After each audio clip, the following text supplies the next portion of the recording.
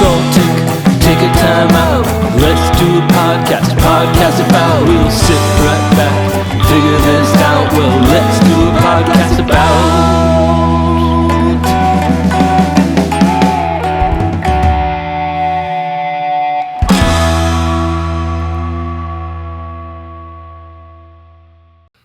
Welcome to Let's Do a Podcast About. I'm Winchester 7, and today I'm joined with Meathead, author of several books, but one that I have personally and I've relied on quite a bit, The Science of Great Barbecue and Grilling.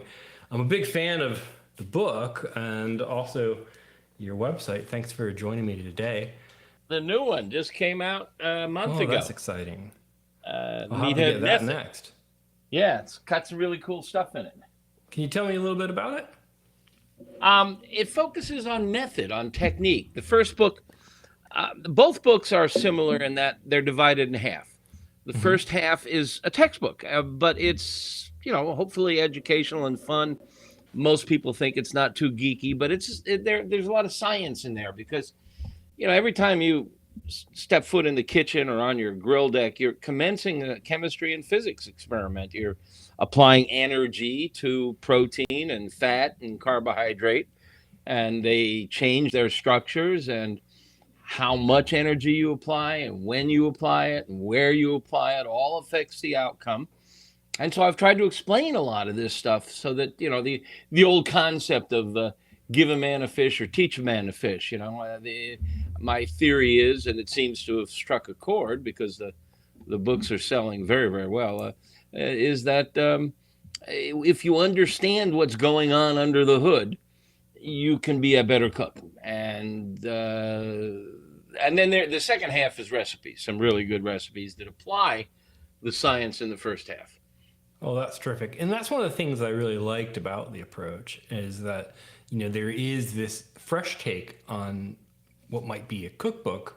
You can learn a little bit about the science and a little bit about why we do what we do and how it turns out, which is so much different from most of the other barbecue books that I've had a chance to be able to read, where a lot of it is a combination of recipes and lore. Which brings me to my next point. When I had a chance to take a look at your website, I love that you have a little bit of a history in your website, AmazingRibs.com. Yeah, Amazing Ribs. This is our 20th anniversary. We've been around longer than anybody. I mean, it's bigger than anybody. That's terrific. There's 1,000 pages of free content there. Yeah, and there's a membership portion. Absolutely. And we'll talk a little bit about that because it's such a great resource. But what I loved is that, when you do this history of barbecue thing, you start off talking about it's really fire and meat, caveman days, and you trace it all the way through history. And in this way, it's clearly not an American invention, but we get to a point where Americans are pioneers of it. And it seems that this is first becoming recognized in Aden, North Carolina. Is that right? Actually, Hernando de Soto came over from Spain in 1539, landed just south of Tampa Bay in Manatee County, and he brought with him the first hogs. But the native North Americans, Indians, Japanese, Chinese, Polish, Spanish, everybody was cooking over fire. There were no gas ovens or anything of the sort, going all the way back to the Stone Age, somewhere along the line in the early days, probably after a forest fire, early humans or humanoids discovered the charred remains of a hog or something like that, and they smelled good, and maybe they kind of poked it and their hands came a little greasy. They licked their fingers and said, and let's go catch a hog and throw them in a fire. Absolutely. And there's barbecue cuisines around the world. Oh, absolutely. And in many places, they're very advanced. The American style of barbecue evolves, but there's also a Chinese style and, a Polish style. But the American style that we think of is, typically ribs and pulled pork. And most other societies, when they have pork butt, which is not from the back end, believe it or not, it's from the shoulder. When they have a pork butt, they slice it up and they'll saute it or grill it or braise it. But the American barbecue technique is to cook it with smoke, low and slow, for many hours until you can just shred it with your fingers. So that's a very unique American approach to cooking with fire and smoke. And one of the things I liked that you talked about is that as far as barbecue goes, everybody can agree it started way early like that. A little bit of fire and meat, and everything else is controversial.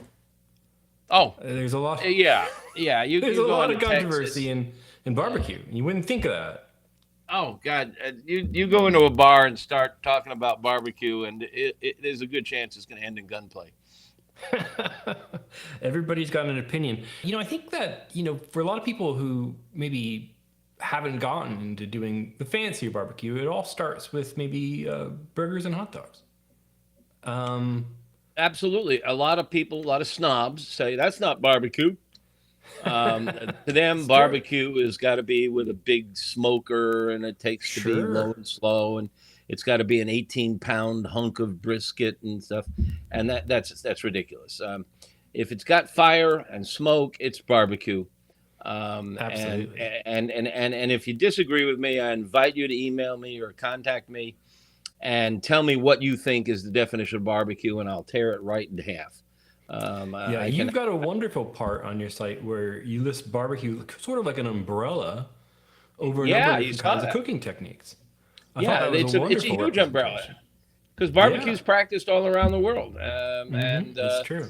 Some of it is low and slow. Some of it is hot and fast.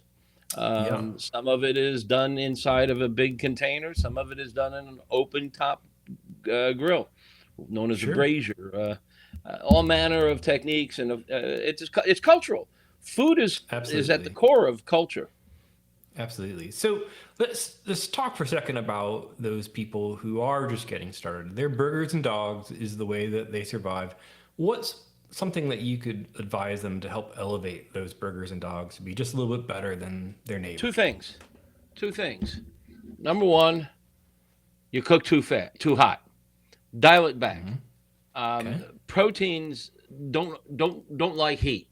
If you cook hot dogs or hamburgers too fast, too hot, they shrink. The proteins in the hamburger will shrink. They squeeze, and when they shrink, they squeeze out juices. So you end up with dry food. Dial it back.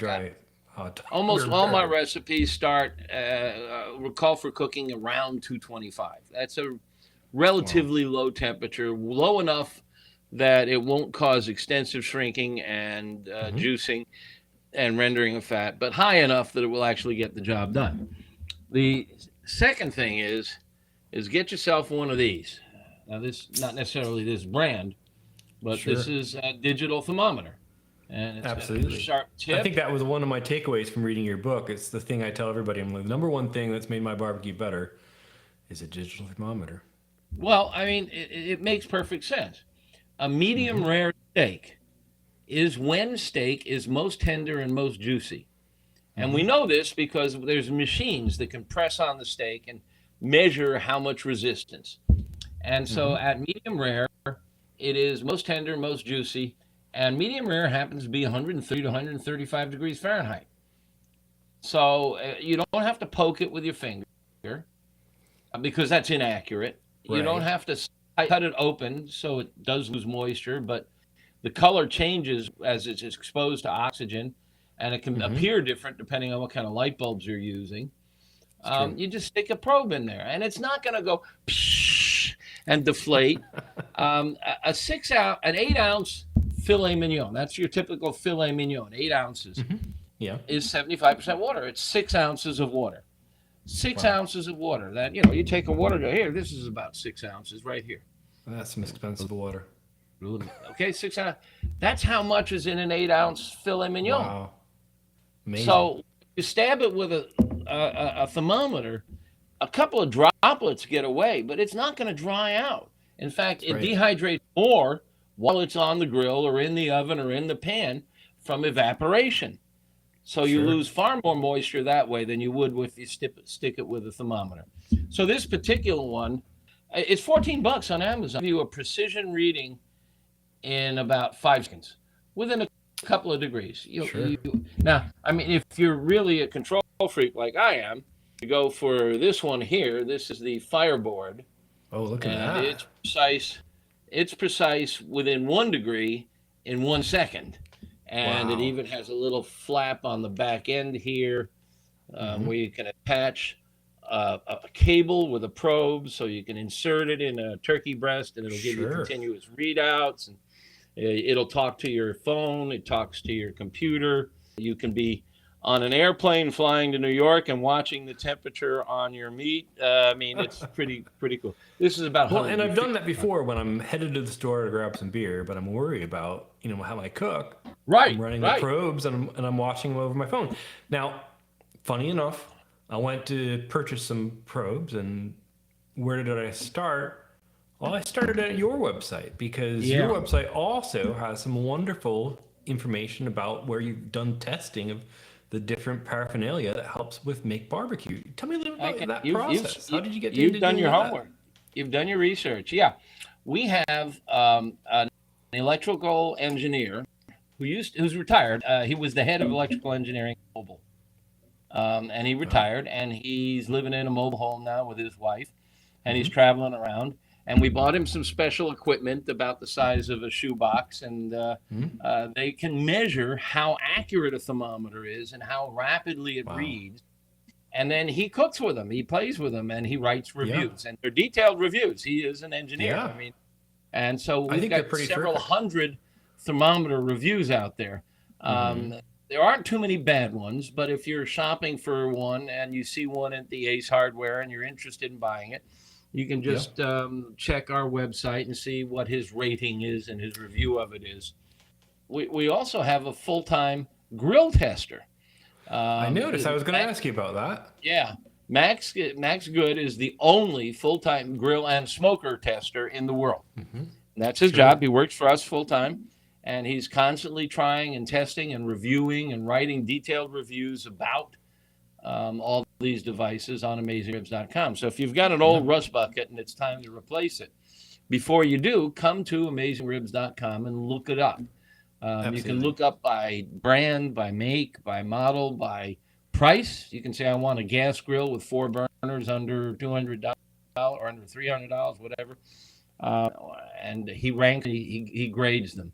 And it's some So, interesting reading all across because, in addition to the rankings and the science, there's also a little bit of practical approach to it too. Or they say all things being even, maybe this is for you, and those filters are also really helpful. But you hit on a point I wanted to ask about. Thinking about the burgers and dogs guys again. There are a lot of different kinds of grills that you could purchase. There's, the Memorial Day special that you might get from your Costco or your Lowe's. Then there's a whole culture of, bringing things to the high end and infrared and all this. I admittedly am in the green egg cult, but what would you imagine that somebody should start with? well, the good old fashioned Weber kettle, and everybody knows what Mm-hmm. it looks like. It's the round Sure. bowl. Um, it's not the perfect grill. There's things I would do to make it better. Mm-hmm. But it's a darn good grill, and there's a really great accessory that is sold for it called the Slow and Sear. And Oh, with the Slow and Sear, it can do a lot of cool stuff. I mean, I think they're about 150 bucks or less. mm-hmm. There's different What does it do? models. The high end model that has ignition and stuff, maybe up around 300, but I mean, that would be a good place to start. Gas grills are a Sure. little more expensive because they're a little more Mm-hmm. complex. Mm-hmm. They're more expensive if you buy stainless steel. You don't need stainless steel. Um, Okay. uh, there's some good ones in the $300-400 range. You'll forgive me, I can't remember some of the names because that's Max's job, and I don't So interfere many. with Max. Max tests them. Sure. So go to AmazingRibs.com, and there's a tab that'll take you to product reviews, and you can select grills, and there's filters you can set based on price and how many burners and so on. Sure And thing. you can find a variety of very good choices. Now, between charcoal and gas, is there a recommendation you'd have? Yeah. A lot of people have misconceptions about charcoal versus gas. Hmm. And they think that charcoal makes better flavor. But the real issue here is, and here we are in the science again, Yeah. is infrared radiation. There's Hmm. three kinds of energy on a grill. There's warm air circulating around the food, and that's called convection air. Hmm. And it tends to be very gentle. There's conduction, where the food is sitting on top of the metal grates, and the metal grates get hot and they brand the meat. Hmm. But what's really interesting is the metal grates are the same temperature as the air. It's just that metal holds and conducts energy differently than air does. Hmm. And then the third kind of energy is infrared radiation. And infrared Sure. radiation is invisible to the eyes, but the sun is full of it. We all know about ultraviolet, but there's far more infrared in the sunlight. When you go stand out in the yard on a warm day like it is here today, and you feel the sun pounding on the back of your neck, that's not ultraviolet, that's infrared, and Oh. it's quite warm. Now, if you Hmm. step into the shade, you're now feeling convection airflow. Mm. If you go to your oven and you turn your oven and set it for 200, you can Hmm. put your arm in there and it won't burn you. 200 is not too Hmm. hot. It'll be warm and you'll Sure. feel 200-degree convection airflow. Now, if you touch the side of that oven, which is also 200 degrees, when Hmm. you get back from the hospital, you'll understand that 200-degree metal is a lot different than 200-degree air. So it's That's a good really point. better to think about your grill in terms of energy rather than Hmm. temperature. And once you Oh. understand the different kinds of energy you're dealing with, then you can control your temperature. And cooking is all about energy and temperature control. What makes charcoal better than most gas grills is that Hmm. charcoal produces more infrared radiation. And if you want to sear a steak, you can't sear a steak by putting it in your oven. Convection airflow is just not intense enough Uh-huh. to sear a steak. But infrared and conduction are. If you Uh-huh. put a metal pan in your oven, it's going to be the Sure. same energy as touching the side of that oven. That metal pan will get you a great sear. I mean, everybody wants to know, how do I cook a steak as well as Ruth's Absolutely. Chris or Morton That's right. Steakhouse? And you can. I mean, I don't order steak when I go out anymore because I cook it better at home, and anybody can, even on a cheap grill. Sure. Um, but you need to know how to use infrared or conduction because they are intense energy. Now, what is searing? Hmm. Searing is when the surface of the meat turns dark brown. When things turn brown, it's usually the Maillard reaction. It can be something else, a different reaction called caramelization, but it's usually the Maillard reaction, particularly when it comes to meat, protein. Sure. So, and brown is beautiful. I mean, we all love chicken skin that's golden or brown. We all It's love true. meat that's got a good sear on it. And that's that sear, that Maillard reaction, the flavor on the surface of the steak or a hamburger, Hmm. is full of flavor. Those chemical reactions create flavor compounds. To sear a steak properly, to get a great flavor from the Maillard reaction, you need energy. You need concentrated energy, and most gas grills just don't have the guts. They don't get hot enough, Hmm. and that's why a lot of people think charcoal is better. But actually, there's very little flavor from charcoal when it's properly lit. Now, if Hmm. you light charcoal, anybody who's got a charcoal grill knows this. You light the charcoal, it slowly ramps up. It's not ready to cook on for about 15 or 20 minutes. And while Hmm. it's getting there, it's producing a lot of smoke. Hmm. Those are combustion gases. Those are gases that the charcoal gives out while it's getting lit. But once it's fully lit, if you've noticed, when it's got a coat of ash on it, and Hmm. after about 15 minutes, there's not much smoke. So you're Sure. not using charcoal for smoke flavor. If you want smoke flavor, you get it from wood. That's where you get smoke flavor. You get a chunk of wood, you throw it on the charcoal, it will burn. And you want it to Hmm. burn, not smolder. People tell me, well, I throw wood chips on the fire and they go poof and they're gone. And that's okay. That's okay. You want it to catch fire. You want yellow flame. That's burning off impurities. The smoke has a lot of compounds in it. And depending on how much smoke needs oxygen. I mean, wood needs oxygen, charcoal needs oxygen. If you give wood enough oxygen, it will burn, and it will burn rapidly, and it will burn with a yellow flame, and that's good. You want to see a yellow flame. So Sure. that's why most of the time you want to use chunks rather than chips. That's a great point. So now it sounds like, we've done our burgers and dogs. We've talked about our charcoal versus gas. We've started to add wood. Now we're heading towards smoking. At what point now, would we talk to somebody about a entry into why they might want to smoke meat? Well, smoke creates flavor. It's just a kind of flavor that you really can't get off your spice rack. And smoke is very complex, but a lot of people obsess too much over smoke. I cook my turkey over apple wood, but my ribs over cherry wood. It's not that big a difference. It's a minor difference. If you're just getting into grilling and smoking and you want that smoke flavor, pick one kind of wood and stick with it for like a year until you've mastered everything else, until you've mastered temperature control on your grill, until you've mastered the temperature of the finished meat, until you've got quality meat from a good supplier, until you've got your seasoning down, your rub, until you've got your salt, how much salt is the appropriate amount, until you've got your sauce. These are all instruments in an orchestra of flavor, and wood smoke is just one instrument. Absolutely. Now, you mentioned the idea of burn but not smolder. So what are your thoughts on soaking the wood chips in water then? You have read the book, haven't you? You're setting me up.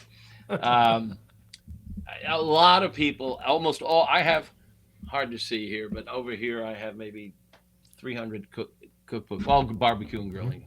They all say, soak your wood for a couple of hours. Many of them say overnight. Well, there's a reason they build boats out of wood, because it doesn't absorb water. I have pictures in the book that show hunks of wood that I soaked overnight, cut them open, and there's no moisture inside.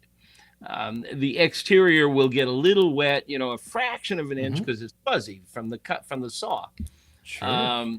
But it just doesn't penetrate. It can't get in there. Now, and I've weighed the wood beforehand and then soaked it and then weighed it again after 12 hours or more.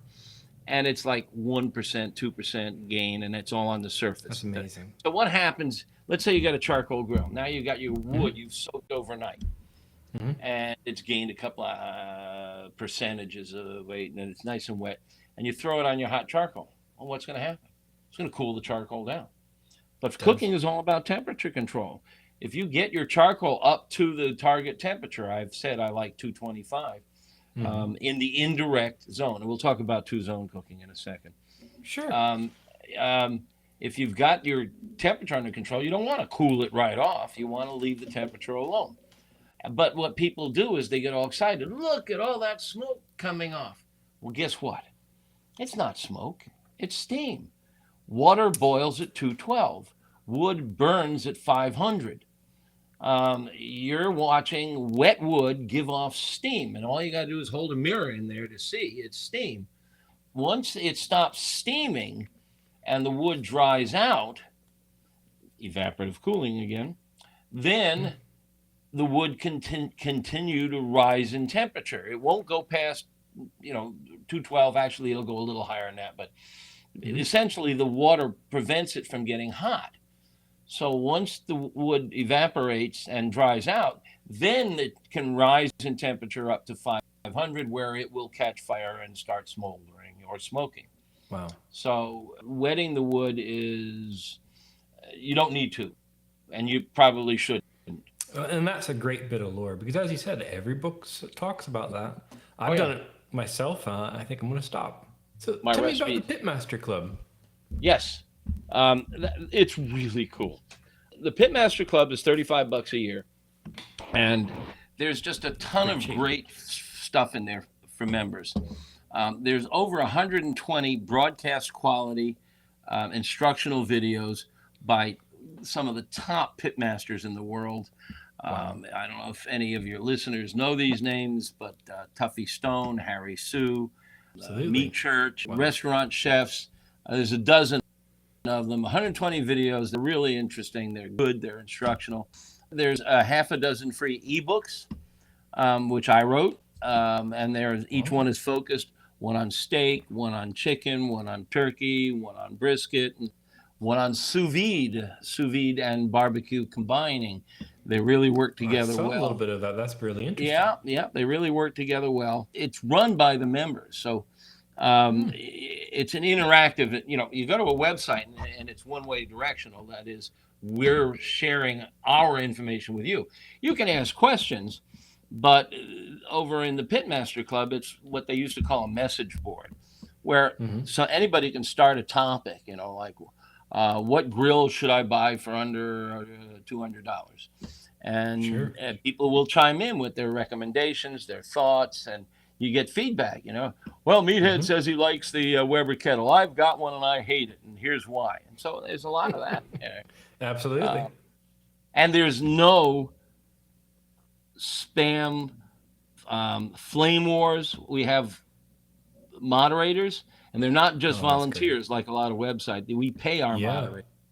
And they make sure the conversation stays on topic. There's no politics. Barbecue has its own share of controversy, so there's no politics. You won't find the word Republican or Democrat anywhere in there. That might be my favorite news source now. Oh, it's great. And you want that? Go to Facebook, go to Twitter. It's all about food. Well, that sounds like something I'm going to have to go subscribe to too. You can get a free 30-day trial. And we don't ask for your credit card. You can take a 30-day trial. We're not going to ding your credit card after 30 days. If you don't like it, you can bail. Well, that's exciting. Definitely going to do that.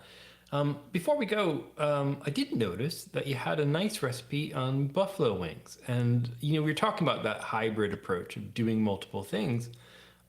Yours talked a little bit about the idea of smoking and deep frying, which is my preference for a good buffalo wing. Well, you can combine different things. I mentioned sous vide Q. You can combine sous vide with smoking or grilling.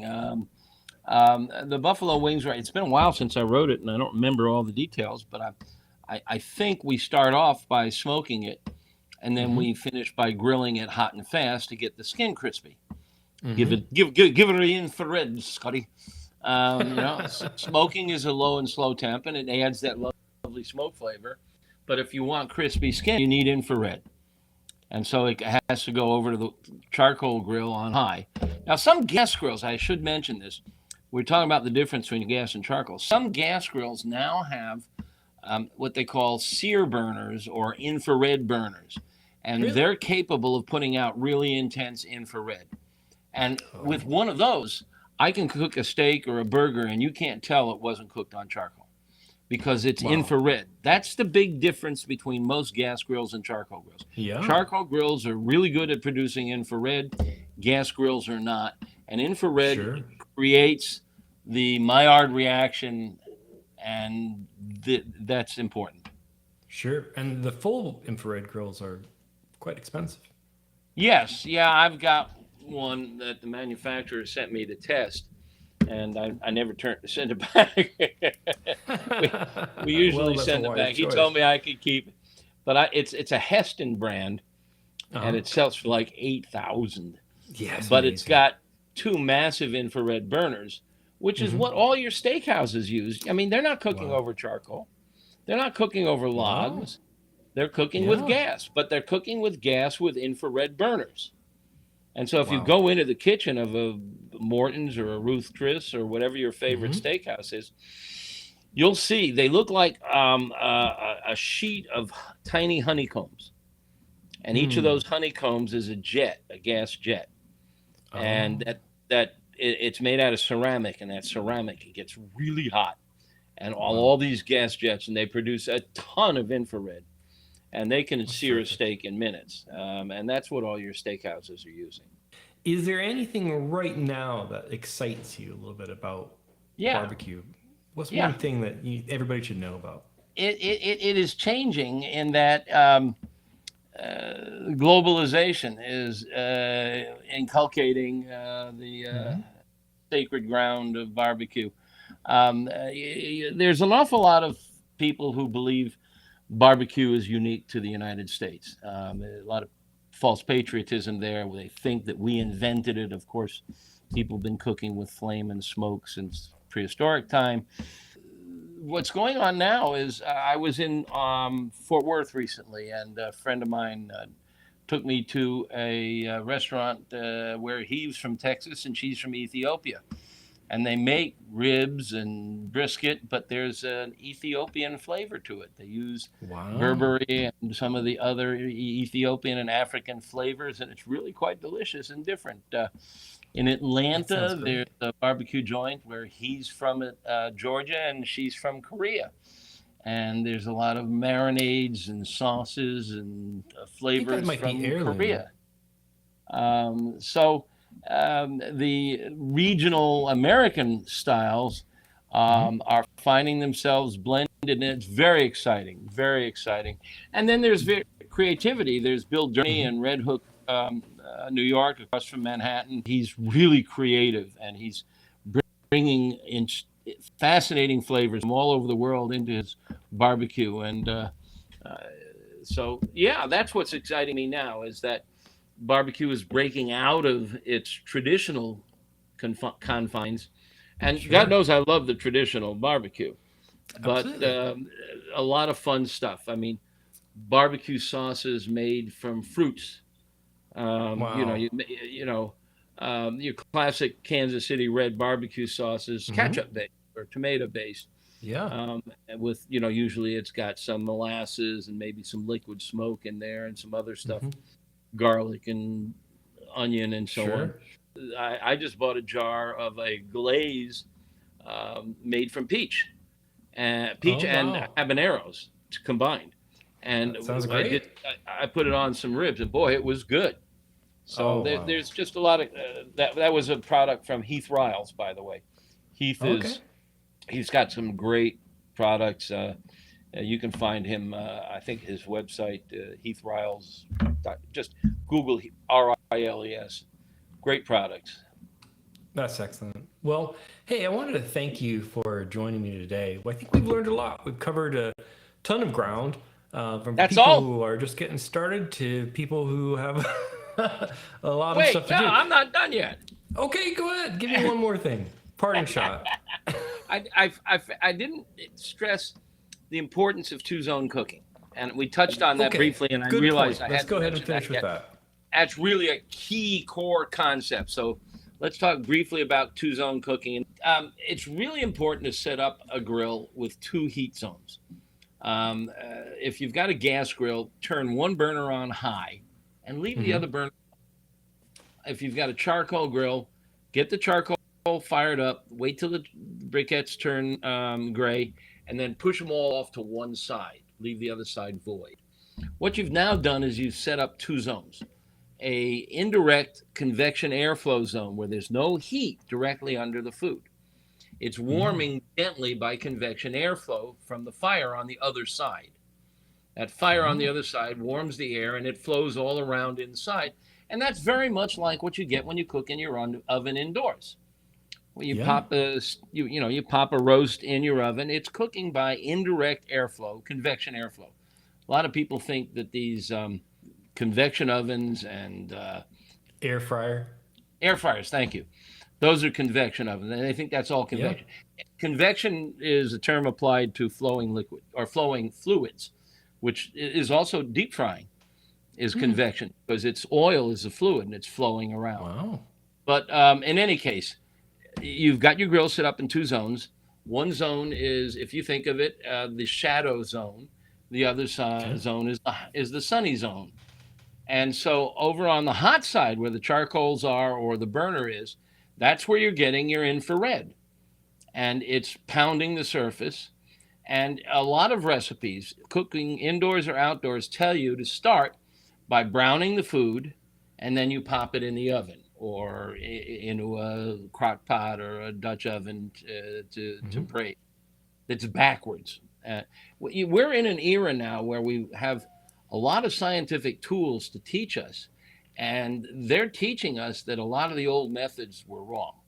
And one of them is the proper procedure is to start the meat cool, either in the oven or in the indirect zone on your grill, away from the heat.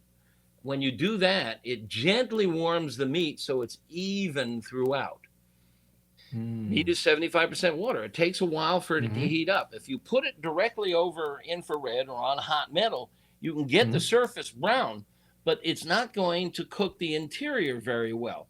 And by the time you get the center at the right temperature, say a steak, 130 to 135, Sure. the exterior is burnt. And if it's not burnt, it's dark brown. Then there's a layer of tan underneath, and there's a layer of pink. And finally, in the center, it's the right temperature, the right color. Hmm. If you start it indirect, so you've got your gas grill set up, one burner on, the other burner's off, you Hmm. start it where the burners are off. If you got your charcoal grill, all the charcoal's off to one side, you start on the opposite side and you warm the meat gently in air that's around 225. And Hmm. if you cut it open now, you'll see it's the same color and the same temperature from edge to edge. Hmm. When you get close to what you want for a done temperature, let's say we're doing steaks. We want our steaks Sure. to be 130 to 135 in the center. You pop your digital thermometer into the meat while it's on the indirect side. When it gets to about 120, it's almost done. That's when you now lift the lid up, move it over to the infrared side where it's very hot, and sear it on one side. And very quickly, after only a couple of minutes, flip it and then sear it for a couple of more minutes and then flip it again. And Wow. again, that goes against what all the books have said, but we know now from science that what happens when you flip it, the energy which is stored in the surface of the meat now bleeds off into the atmosphere. Sure. If you leave the lid on down, a lot of that energy, instead of going off into the atmosphere, will go down into the center of the meat and overcook the meat. So you lift the Huh. lid and you flip, flip, flip, flip until it gets to 130, 135 in the center, which isn't very long. Uh-huh. I mean, if you made the move from indirect to direct at around 120 or 125, Yeah. maybe 5 minutes at the most over direct heat. Now you'll have a beautiful dark crust and it'll be perfectly even 130, 135 center. And And a lot this of is people might know really, this as a reverse sear method, right? yes, this is called reverse sear. So if The we standard didn't have our technique is, grill, we could also do this with a skillet in a convection oven and then oh, yeah, finish it off on the burner. absolutely. Absolutely. You start it off inside your oven, warm it gently at a low temp, like Hmm. 225, then pull it out and throw it in a hot pan. Wow. Works great. That's a good Works tip. great. It's also handy for people who have pellet smokers because pellet smokers now, that's Yeah. all the rage. Yeah. They're really great. They're temperature controlled, thermostat controlled. You set the Hmm. temperature, they stay right there. Yeah. They burn with little wood pellets, which make a nice, elegant smoke flavor. They're a little more expensive, but they're Hmm. really nice. But they don't have Absolutely. enough infrared to do a good sear. So what you do is you Mm. throw a cast iron pan inside there with the meat, and the cast iron pan will heat up. Well, Or that's a good tip. you pop it on your gas grill, or a lot of grills have a Hmm. burner side. You put it on the burner, but you get a cast iron pan really hot, and then you move the meat onto the cast iron pan where you get a great sear. So the core concept here is two zones, hot and not hot, sunny and shady, and you have temperature control. And it applies to a lot of foods, Wow. many vegetables, chicken in particular. How many times have Mm. you gone to a party where the host is cooking chicken and it's almost burnt on the exterior? The skin is practically black and Yeah. it's bloody in the center, and that's not Oh, safe. Yeah. no. You cook chicken first on the indirect side. You bring it Hmm. up to about 150, and then you move it over to the direct side, lift the lid, skin side down, get that skin golden and crispy, flip it over, get some brown on the inside, and you bring it up to 160, and now it's safe. Grandma's not going to go to the hospital. and you've got absolutely gorgeous, moist chicken. So this reverse sear concept, 2-zone cooking, is really crucial. Wow, that's a good tip. I'm glad we spent some time talking about that.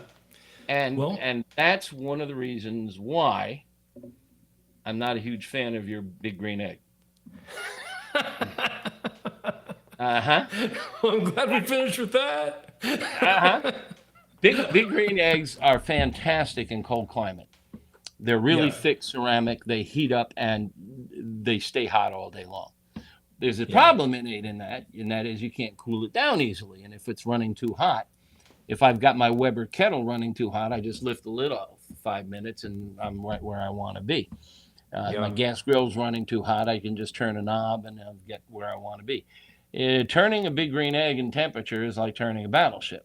But the other thing is it is really hard to set it up in 2 zones because it's a funnel shape, and all your charcoal is at the bottom of the funnel. So you really can't push the charcoal off to one side. It's a round top, so it's really hard to get the food away from the infrared.